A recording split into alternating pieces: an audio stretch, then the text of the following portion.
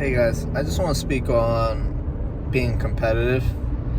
I think we've kind of entered a day and age where we're gifting out fucking participation awards nowadays to people just for participating. We are celebrating second place, celebrating third place. And I'm here to say that's complete fucking bullshit. But not even that, it's actually harming society rather than benefiting. I can speak from experience. I've been a competitive guy my entire life. I've been trying to figure out where that comes from. It's a whole different story. But I want to speak on why it's so fucking important to have this internal fire. And instead of telling you should be, friendly to everybody, tell everyone to be a good sport. And you absolutely should be a good sport. But you should want to kill all your competitors. And, obviously not in a fucking... I don't mean it that way, but you want to just destroy everybody that goes through your path. And if you're just celebrating them for just even participating, you're going to fucking fail at whatever you want to pursue. Now, let me get into the depths of this and where this even came from. To start off, like I said, I've been competitive my entire life. Just to give you an example of how competitive I was. So when I was a kid, I played soccer for 12 years. And my mom at a certain point told me, she wouldn't give me toys, not when I won a soccer game, but rather when I lost and I didn't cry. That's how bad I was at just, I was a sore loser. Let's put it that way. But that's because I wanted to win. I asked my mom exactly when this started to happen. She said she doesn't recall a time where I wasn't competitive. So I'm starting to think it's more of a hereditary thing that just needs a spark to occur. But that's for a story another day when I have more evidence behind that belief. Rather, I want to speak on if you do have that competitive fire like me. I've been told legitimately that, you shouldn't be using it as much. Even my mom kind of told me by giving those toys away. And on top of that, I've realized that as time has grown up, like now when I play sports or now when I compete, I don't have that. I'm more friendly with them. If I lose, I'm laughing. That's something I never could have done. I was never okay with losing. And I think that society has conditioned us in a way to think it's okay to lose when it's not. With all this mental health thing. Don't get me wrong, to lose is an amazing thing because that gives you an opportunity to improve in a different scenario.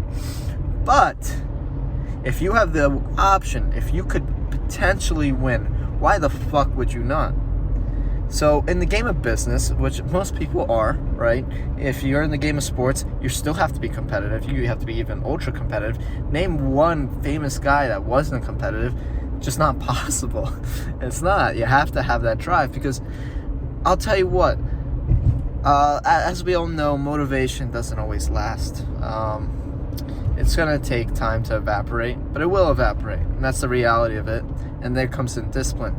People always wonder, but how do I get discipline? Well, it works differently for everybody. But I found for me, just the idea, and I know there's some people here that can resemble, just the idea that somebody out there is outworking me, doing better than me, is just disgusting.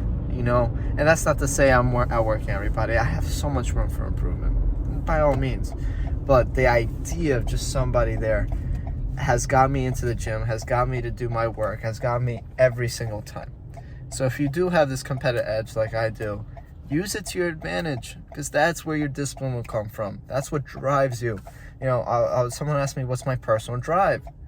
There's two variants to it. The fear of an average life, which comes from that I can talk about another day. But then the second was, I just hate losing, even with my closest friends.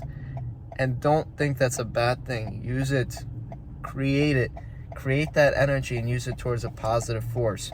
They say you don't want to compete because you can hurt yourself. Yes, of course there's a yin and yang to everything. You can be the smartest person in the room and there's still a negative to it.